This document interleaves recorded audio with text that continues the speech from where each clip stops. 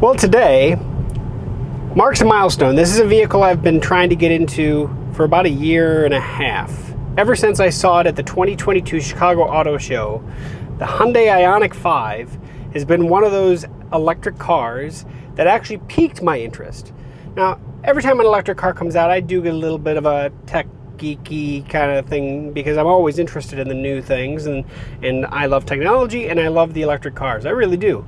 But this specific one is different than others because they designed it differently, and that's what I really like about it. I like when they think outside the box when they actually are designing a vehicle, and that's not only in features but also in looks. If I'm driving an electric car, I kind of want it to stand out a little bit. That's me.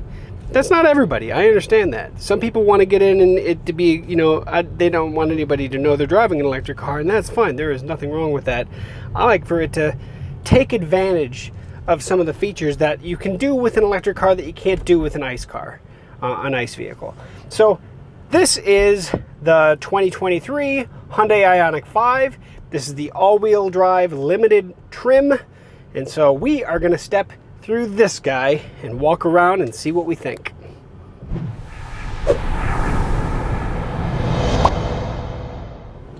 Well, folks, welcome back to techgooch, and today I'm in the 2023 Hyundai Ioniq 5 all-wheel drive limited. This one has 266 miles of range. That's the capacity, at least, of the range. And to be honest about it, unlike a lot of the ones I've been in that have been sub 200 mile range, this one you can feel it's a longer range trim, right? This is a longer range model. This is a car, if I like to look at how electric cars lay out, this is a car that you could take touring, right? Now, Hyundai also put in the Ioniq 5 the 800 volt capability of charging. So this specific model, if you can find an 800 volt charger, CCS charger, you can actually go, I think they say 10 to 80% in like 18 minutes. So it's all about reducing the time that you're spending at the charging infrastructure. Now, you'll have to make sure you can find an 800 volt charger. That's not a common occurrence, at least not around where I live in the Midwestern states. But I'm sure they're more common on the eastern or western part of the country. Now, so far, I've been in this vehicle almost exactly a week now, and I am about as impressed as I actually thought I was going to be. I really do like the car. Now, there are a few things that I don't like, and that's with every vehicle out there. Even with my own vehicle that I own, I can tell you several things that I don't like about it. But there's a lot to like about this. And we're going to go through the things I like and dislike as we go through the vehicle. And one of the big ones we're going to start as we're actually on the outside of the vehicle. I'm going to talk about that right out of the gate because it's something that I noticed right away that I actually kind of really liked. However, it turned into, I don't know if I like that so much. I kind of wish that it didn't have that feature. So we're going to go through that. The looks of this vehicle are definitely different. They're more unique than any other electric cars out there. I like to think it's got that DeLorean kind of front end, where that, kind of the nice boxy, but the bumper has kind of this V shape to it. It's a really neat front end, and the lighting of it has this like 8-bit pixelated look to it, both on the front and the rear lighting. I really enjoy this vehicle in terms of its looks. It's different, and it is polarizing though. I've actually talked to a couple other people that said, wow, that's an ugly car. So it's not for everybody. So if you like it, you like it. If you don't, you like it, and that's fine. There are other vehicles out there, but Hyundai did a pretty good job with this one. And yeah, what we're going to do is we're going to go jump into a parking lot, and let's do our standard walk around on the outside, walk around the interior a little bit, and then we'll close things up. So we are going to start off by looking at it from this wonderful angle here. You got that, like I was talking about, kind of the V-shaped bumper here on the front, but that just kind of that brow eye line, but then these pixelated, you can kind of see in there. The lights themselves are kind of pixelated. They have these squares all over the place. Just really cool, and I'll see about showing you that here in a minute. But we're going to do our quick walk around, just the aesthetics. Now you can see this is going to be one of those things that I'm going to talk about real quick while we're here. So you can see that the handles are actually, they stick out of the vehicle when it's unlocked. So the neat thing is when you walk up to the vehicle, they'll automatically unlock if you have it set to, now that's a feature you can turn on or off, but as soon as I get within proximity of the car with the key fob, the driver's door at least will unlock automatically. And then I can open the door and unlock the rest with the button. And if I walk up and it unlocks and I don't do anything and I walk back away, it will automatically relock. Smart. However, if I walk up, unlock, or I should say, right now I just got out of the vehicle, it's still unlocked, and I was to walk away from this, it's really obvious to know that this vehicle is unlocked. Now, of course, most vehicles now, the mirrors fold in, so obviously unfolded is another thing, but this is just a telltale sign, hey, this vehicle's unlocked, come on in. And if you were to accidentally not lock the doors, it's going to stand out real quick that this car is unlocked. So that's the one thing I wanted to point out. First feature that I noticed when I got in the vehicle, when it did it, I was like, oh, this is really cool. But after the first night, that's when I realized I don't know if I like that as much.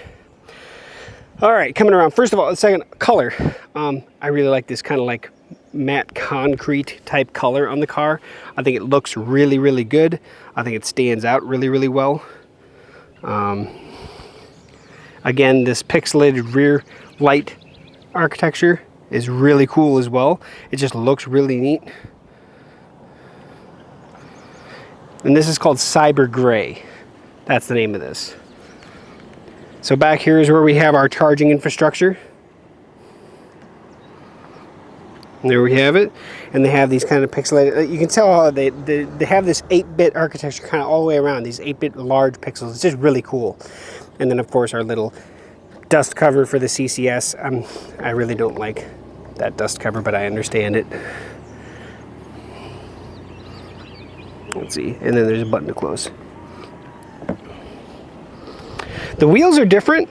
I didn't know if I really liked them at first, but I think they're actually kind of neat looking. They're definitely unique. And then we'll round about, close at the front. All right, let's head into the, I tell you what, I'll show you the lights real quick, then we'll head into the interior. So here's the front light. If you can see those waves, that's actually the camera that's causing that. Trying to get it to tune in so it doesn't do that, but yeah, you can kind of see the little blockiness to it.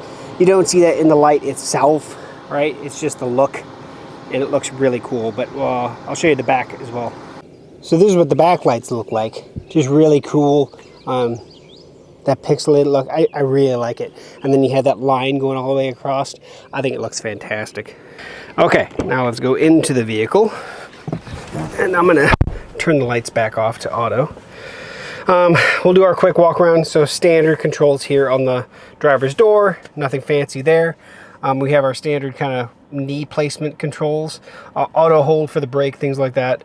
You can turn those features off here. The driver's instrument cluster as well as the infotainment system are both 12.3 inch displays. They're basically identical displays, just doing two different things. This is going to be more stable, obviously, and then you can cycle through certain things. This one's going to obviously be your radio, right? Now, we do also have the heads-up display. You can kind of see it there. So we have the augmented reality. There we go, right there.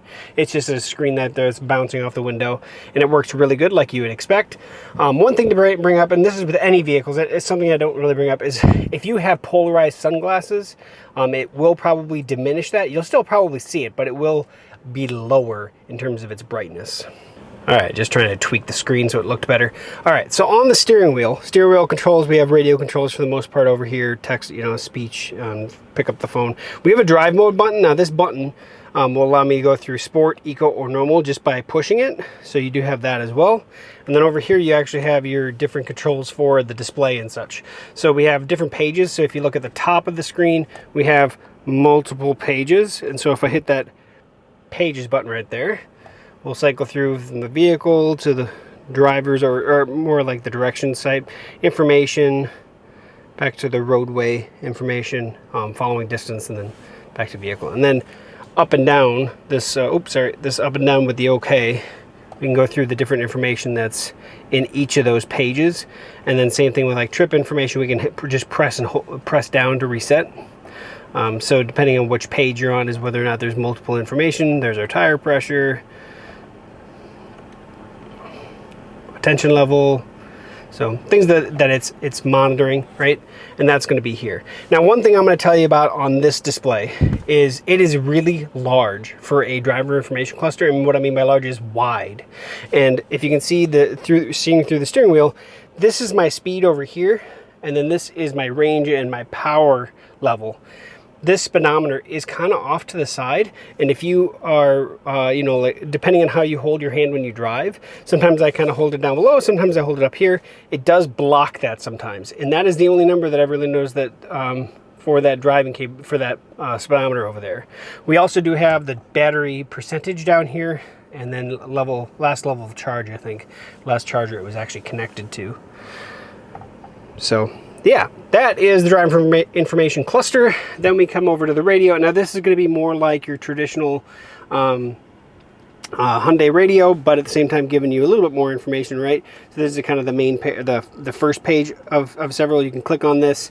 It'll actually give you stats on your battery and such, and how your usage on it. If we go back, we actually can swipe over, and this is where you're going to get into your menu, your phone, your navigation, your map, your climate, all these controls to change the stuff. If we go into the EV section, that's where we were before. But yeah, you can see the information that we're seeing. So with the air conditioning on, 103 miles, off 108 miles, so you can make the determination, I need a little bit more range. It could tell you something that you can do to increase that. Also down here, this little settings button, if we click on that, we'll actually get into the information like max charging. So if you want to set charging at home or whatever, or you know, your standard charging, not charging to 100% but charging to 80 or 90%, you can do that in here. Charging, you know, how if you want to reduce how fast it actually charges when you're AC charging, battery conditioning mode, used during winter, low temperatures to maintain driver performance. It's just all these things that you can actually go through and you know, check the settings based on your liking. One I didn't notice before, charging, connecting, locking mode, always lock it while charging or do not lock. You can change that in here. So climate control, first we have our power button over here. So like a standard push to start car, right? This is just turns the vehicle on and off. Then we have our standard climate, turn on auto. Right now I have this button here will actually turn the fan up or down, and you can see the settings of the fan right there. So right now I have it turned down a little bit so it's easier to talk. Tune the radio, you can go into the cameras by pushing the camera button, and we do have a full 360-degree camera with our backup camera there, and we can do the whole walk around the vehicle kind of thing, right? So kind of neat. And then parking sensors over here as well. Now down below, let me see if I can get a little bit more light here. We do have a 12 volt 180 watt outlet with the standard USB. Underneath the armrest, there's an armrest here. We do have some more USB charging capability right here. Now these are just chargers here, these two. That one actually will allow you to connect to the radio. This does not have wireless CarPlay. This is wired CarPlay, so if you want to use it, you do have to actually plug in your cable into that guy. Now, Qi charger down here. So I'm going to show that. Hold on. All right, so with my 14 Pro Max, fits in there perfectly. It does charge really well, like all the Hyundai vehicles have ever really done. It does work very, very well. Also, if you leave your phone here, when you turn the vehicle off, and actually I'll show you that real quick. So Qi charging is on, vehicle is on, and if I actually kick it off, like I'm going to leave the vehicle, device in wireless charger. Now the phone has to be actually utilizing that charger for it to know that it's there. So if your phone's set to like battery max percentage or anything like that, that maybe it's not charging, it has to be charging for it to tell you that. All right, moving on. So we have our center console here. Push the button. See, I have my sunglasses stored in there right now, but nothing too crazy in there. And this does lift up a little, you know, not fully lift up, but it's also your armrest as well. And then over here, standard, actually to be honest, it's actually a really nicely deep, nicely sized glove box. They did a good job on that one. Bose sound system. So the speakers themselves down here, you can see have the Bose logo there, and they do have some lights coming out of them, if you can see the wavering from the camera. Other than that, Last thing would be up above, and this is going to be pretty cool in my opinion. I'm going to try to get this. This has a nice panoramic roof, and it has a dual closing feature. So I'm going to, the feature right here is to close. That's right. Comes from the front and the back to close up. Nice and fast, quick and easy. Then I'm going to go ahead and open her back up, get us some more light in here. But a nice, large panoramic roof. Time to check out the back seat. And this one has a nicely sized back seat. So as you can see, 5'11". Let me brighten this up a little bit for you.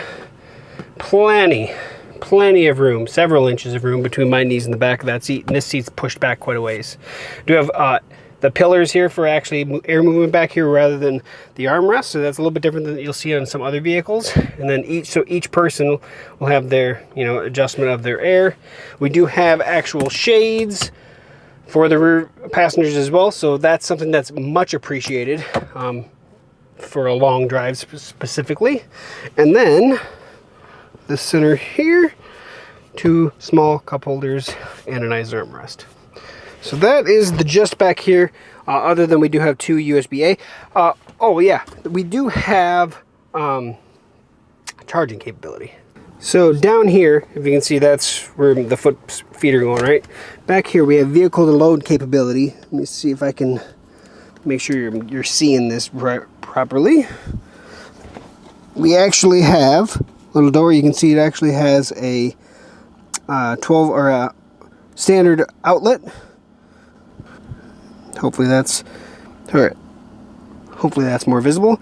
So we do have a single outlet right here, so you can actually charge, or I should say, be able to power your larger electronics. It's a vehicle to load, so you can actually run a load off this guy, and that's here in the back seat. So pretty cool in that regard. And that is 120 volt, 16 amp capability. That's what it has. All right, so that's the back seat. Let's look in the back in the trunk area. Now, if I'm honest, this is one of the spots that I think it's a little bit lacking. And you'll see here, hopefully, and we'll see more when I actually do the luggage test. This is pretty high up. If you can see for the load height, it's pretty high up, and there's not a whole lot of anything underneath. There's some small stuff, right? Just a couple small things, but we have this big section here in the middle that's taking up a lot. So not as much storage space as you do in some electric vehicles. So that is something that I think is a little bit of a drawback in my opinion. We still do have our nice little cover here to cover whatever you have back here, but not as much storage in the back and in the engine compartment. So we'll pop the hood. This is one of those things that I kind of find to be a little bit of a joke. So in the engine compartment, we have our fluids and everything like that. However, we actually do have a little storage guy. And that is all it is. That is all she wrote. It's kind of big enough to store some tools. And if you need to get into here, you can pop this out, and then we can get into the motor capacity area. But that is, I think the one drawback on this is not as much storage as I've seen in some of the other EVs. So there's that. Okay, so here I am parked. We're going to do the luggage test quick, but I did want to show you this. So right now the vehicle's locked. If I'm actually going to approach this from the back side of the vehicle, now this is a feature you can turn on or off depending on if you want it, but it allows it to automatically open. It doesn't have the kick sensor where you can push the foot down, but it does have an automatic sensor. So if I had hands full and I walked up to it, 3 beeps, if I stay standing there, it'll automatically start opening the hatch for me. Now I'm going to leave that down. As you can see, we're tight to that guy. Now if you haven't seen my luggage test before, it's more about, hey, we're going to the airport, how many bags can we fit back here? You know, this is a 5-seater car. Can I get 5 carry-on bags? Yes, I can. I should be able to. We're going to check that. That's going to be close, to be honest about it. Let's give her a close.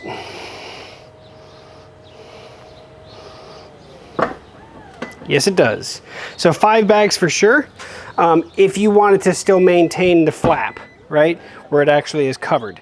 Now, if you took this flap and put it back, put this back, it's tight to the bottom of those guys. I could stack another one, probably two suitcases on top. So I went from 5 to 7, but 7's probably about max I can get back here. I might be able to squeeze some more. And of course, I'll have some backpacks or other items, smaller items as well. So driver's seat controls. So we have some stuff here. We actually have our standard lumbar support, right? And then we also have the back, forward, you know, backward, the whole seat up and down. Then we have this little like leg support that can come out. See how far that's about as far as it comes out right there.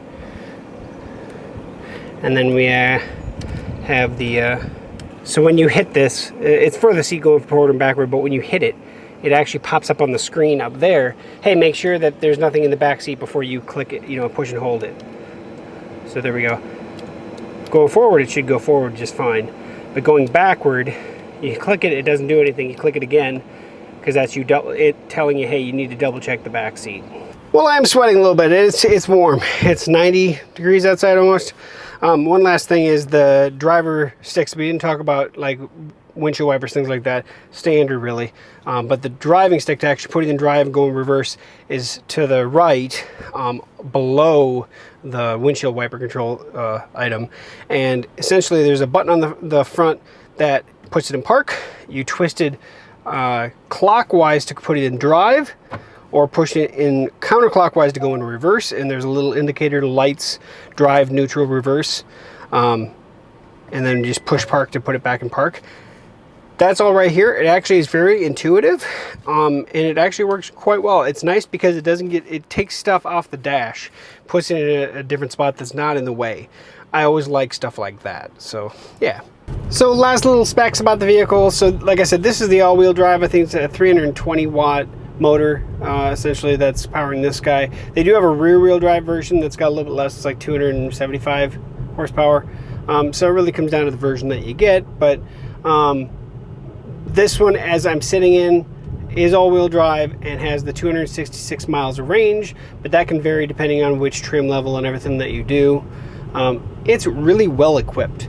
It's a comfortable vehicle. It's a fairly quiet vehicle, and Hyundai, you did a great job. Now this one stickers just over 58,000 as it currently sits. So depending on trims and everything like that, and of course whether or not it qualifies for any EV tax credits in your area or the federal one, all those things change from time to time, so it's hard for me to put it in the video, but those are things, if you're interested in, I would definitely look into any of that stuff. It's a solid car. It's about everything that I thought it was going to be, with a few lacking points. And I think my biggest pet peeve to this guy, yeah, I mean, I talked about the door locks, right? Storage capacity, I would want more. I wish that they had a sub trunk that was bigger. I wish that they had a frunk that was bigger. It's those small things that do make a big difference if you're using this for travel. Now, is there no storage in this? No, of course not. There's plenty of storage, but I'm comparing it to other vehicles in this class, in the EV class specifically. So those are the things that I think are hindering it a little bit. We're going to get out on the highway. It does have quite a bit of power to it as well. Not quite as much power as my Tesla does, but look, nothing needs to be that fast, right?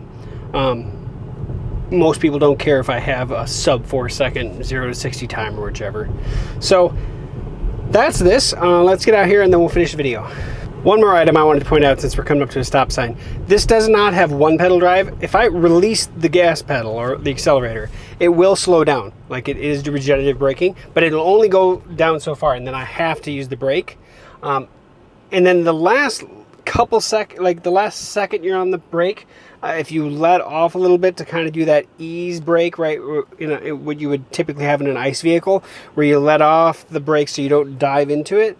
If you do that, what'll happen is the regenerative braking will let go, and all of a sudden you'll have to hit the brake even harder. It's a little funky. It takes a little bit of getting used to, but it is one of those things that I did notice. Now, I'm going to put it in sport mode, so it's got a little bit more pep, and it does significantly change it. But nice. She's got some pep in her. Lots of pep in her. I'll give her that. So that is the 2023 Hyundai Ioniq 5. Like I said, this is the all-wheel drive limited trim. So some of the features may change depending on which trim or which version you're looking at. But all around, solid car. Well done, Hyundai. Well done. I'm not going to sit here and nitpick between this one and some other ones, or this one versus a Tesla. And every new vehicle that came out, it was always, oh, this could be the Tesla killer. And I love having choices. That it makes everybody a better vehicle if they keep, and all the manufacturers came up with better vehicles to push the competition to their max and their best. And this vehicle is not without its problems, right? The motor noise, I would say the electrical hum, a little louder than maybe what some people would like. It doesn't bother me so much because I kind of like it, but not everybody does. It's kind of like having a loud exhaust system or a loud engine in your ICE vehicle. Some people hate it, some people love it. It's the same way. I do wish there was a little more storage capacity, no doubt about that. It is a very high trunk, but then again, not every vehicle is going to have the same capability and features like that. So that is the 2023 Hyundai Ioniq 5. I think if there's one item that I talked about that I wish that they would change, is give me more options when it comes down to the braking modes. I really do love, and my wife more than me, loves the one pedal driving where I don't have to use the brake unless I need to use the brake. I wish that more manufacturers would have that as an option. These are smart vehicles. They're all electronically controlled and altered. That is a feature that you can change in here. It's something that you could do that they don't do. Now there are two different braking modes technically in this one. I think it's normal and sport. That's not going to give you the one pedal driving. That is one of those items that I wish more manufacturers would just give me an option. You know, maybe it's not set default, but I can change it. And I always appreciate things like that, that some of the other vehicles are doing. And I think all of them could do. So that said, guys, that's the 2023 Ioniq 5. Thank you for watching all the way to the end. Let me know if you have any questions. Like, comment, share, subscribe, and we'll catch you back here for more future video reviews. Hopefully much more EV reviews as we go forward. So again, thanks for watching. Catch you next time.